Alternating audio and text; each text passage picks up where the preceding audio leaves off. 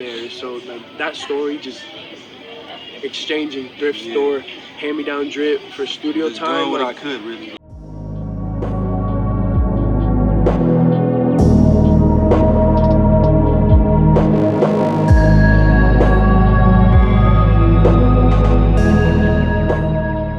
Hey, what's good, guys? Welcome to the next episode of Disaster Tested, an interview series by UNSHOOK, where we sit down with dope artists, talk a little bit about their struggles, how they overcome everything that life has to throw at them, and of course, we're here to talk about music. So today, I'm sitting right next to the guy himself, BLEACH boy. BLEACH, go ahead and talk to the people. What's the deal, folks? BLEACH boy, baby. Tapping in with my good friend Nate Ball. BLEACH, where are you from? Let the people know where you're from. I'm from La Mesa, California, just a little sub-city of San Diego. Born and raised. I lived in Arizona for like a couple years when I was a baby. But other than that, born and raised La Mesa. What's something you want the people to know about you and your come up from, being that young to where you are now? Just a little hint. Like, I feel like a lot of people think that white people just haven't made out or whatever. There were definitely nights when my mom ain't have no money for food, or the lights would get turned off and shit, and have to go sleep at Granny's house or whatever the deal was. So, it was a struggle always, you know what I mean? So, with those struggles and the shit that you had to go through as a young kid and coming up through that, how has that shaped you? It just makes you resilient to everything that comes your way. Like, how has that formed you into who you are now? Exactly. You gotta stand unshook and everything. It's just whether you let it outweigh the inner man you have, you know what I mean? Like, you gotta be resilient, you gotta have that bounce back in you. You gotta stay humble when you do come up, so don't forget the bad times that you had. You know what I mean? It's all about just staying persistent, keeping your head down and just keep working all the time. So why music? Shit, that's just, I feel like I'm bad at like talking about shit to people. Like, I just said, like, it never come out how I wanted to. Like, really it just started with just hanging around one of my other friends, and he would always be freestyling and shit. We just started doing that. And one time I hopped in and I just said some shit. Shit was whack as fuck back then. It always is. Shit was whack as fuck, but everybody back then was like, oh, that shit hard. Like, you gotta make a song. So I made a song. Okay. And that shit did like 1,000 first week, and I was like, okay, like, people are listening. So maybe I could drop, maybe I could do this. Drop another song. She did a couple thousand. Just kept growing. And I just, I fell in love with the shit. Like, that's just how I speak about what I want to speak about. You know what I mean? What is the vibe you're trying to accomplish when the listeners was actually hitting their ears? Shit. The vibes, like, I'm not even gonna lie. Like, I really make music. Every song I have, like, every little project I have or whatever, like the Dark Cloud Over Your Head EP. I was going through a dark ass time in my life, fucking dark cloud tattoo and shit. Like, I don't even got that dark cloud no more. How do you think that hits the listener when they get your insight of what you're going through in your shit, in your life? How does that hit the listener?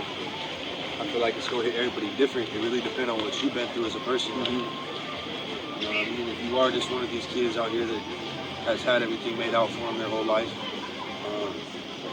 you're gonna hear my shit and be like, what are you talking about, you know what I mean? But if you've been where I've been, did what I did, you know what I'm saying? Like, you gonna hear this shit and be like, okay, yeah, I can relate to that. Because maybe they got the same thing as me. Maybe they don't know how to go speak about shit to people, you know what I mean? I think that's accurate. Like, to be real, even if you're not even listening to what you're saying, the vibes of it, I think, can get somebody off the damn couch, like, really starting to grind and do whatever it is that they're doing, you know? Yeah, so it's hustle music. You're achieving that, definitely. In the booth, you and like, the whole package, I think, is just motivating to see you guys' consistency. And it's been good to see, especially here in San Diego, we don't get a lot of credit in the hip-hop scene.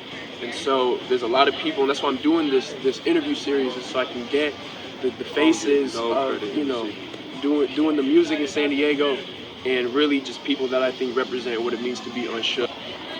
Really consistently dropping music all the time, always dropping videos, always working. You know what I mean? Like, well, how's it been for you? Like, how long have you been consistent, and how has that been from day one until now? I really used to drive out all the way out to fucking Gehesa or wherever the fuck it is to go record at Scope's house. Like, he lived 30, 40 minutes away. I was broke as shit back then. I go to thrift stores and shit a lot because I couldn't afford nothing. Now I'd always find like hand-me-down designer shit. Like one time I just like cool Perry Ellie fucking hoodie. Yeah, you know what I'm saying? I hit him up like, yo, I'm broke right now, whatever. Like, let me pull up and trade you some drip for some studio time and some beats. And he was like, all right, yeah, pull up. So there was a couple times where something like that happened. You know, I didn't really have no money for no time or no beats. You know, Can I stop you real quick? Because that's so fucking dope, you know? Like, the amount of people who they want to do something and they talk about it, but they don't really never do it. You gotta stomp that weakness out of you, and you gotta stand unshook with it. You gotta let that, like you said, that man in you take over, and just make it happen any way you can, because there's always a way out there. So like that story, just exchanging thrift store, hand-me-down drip for studio just time. Doing what like, I could, really. Hey, so the interview series is called Disaster Tested, right? That's UNSHOOK's slogan. That's what we're really here to get into the world. Yep. Real quick, without thinking too much, what do those two words, disaster tested, mean to you? Disaster tested. When the disaster hit, did you break? Or did you stand strong? Did you stand unshook in there? And did you come out, you know, a little scratched up, a little battered up like the clothes are, which is still perfect in your own way, whatever the case may be, whatever may have happened. How did you come out of it? How did it make you a better person? How are you going to deal with the next tragedy that comes? Because it's surely coming. I like that you touched on the scars that's going to come once you go through those disasters, but I think that the fact that we've been tested, we've all gone through that shit, should supply confidence that we know that the next thing that comes up, that, you know, it's really nothing, you know, we're stronger than all that, you know. Let's talk about clothing, because of course that's why the people are here. We love music, we love clothing, we love art. What role does clothing play in your life as an artist? I've always been this way. That's how I got my nickname BLEACH and shit back in school. I never ever like wearing all the shit that everybody else wears. And then one time I spilled bleach on Third shoes. And, what were the kicks? The Converse. There's some chucks. And so I fucking splashed bleach on the other one. That shit was tight. I started splashing bleach on my clothes and shit. And my fuckers just started calling me bleach. I can feel it. It goes with everything. The sound, the visuals, I think everything really ties in together. It's all one big, perfect little...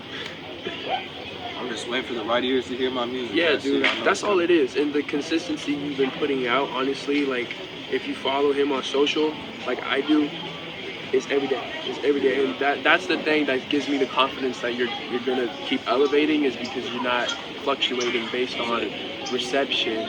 You're staying on that path, like, for real. Let's talk about the people getting involved with what you're doing right now and what you're doing in the near future. What's some links, some songs, any sort of projects that you got out that you want them to tap into? Well, shit, of course, I just dropped my album on January 3rd. Right. It's called How It Happened.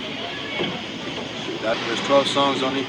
There's about a song from every month of last year. Every kind of period of the year I was going through, I made a song and just made a little collection and dropped it. So that's how it happened. Hey, so that's it for the interview, guys. I appreciate you for tuning in for the whole thing. Of course, there's links down below to everything BLEACH got for you. That's music. Follow his Instagram so you can stay up to date with any future projects. And while you're down there, there's a link for 20% off on UNSHOOKclothing.com just for being on the YouTube channel. So appreciate you guys for tuning in. Text UNSHOOK to 900-900. Just like always, join that exclusive texting team. Get all this information before anybody else. BLEACH, anything you want to tell the people? Don't take your eyes off me. Don't blink. You might miss it. Don't blink. Hey, everybody stay unshook. Go to something cooler there, alright? Yeah, okay, I'm like shit. I don't like myself, so how I like the bass. It's common sense. Bust the place, stack the bros, do that shit again. Only miss the money that I spent. I don't miss the friend. Yeah, I don't miss the friend. I'm high as shit. I don't like myself, so how I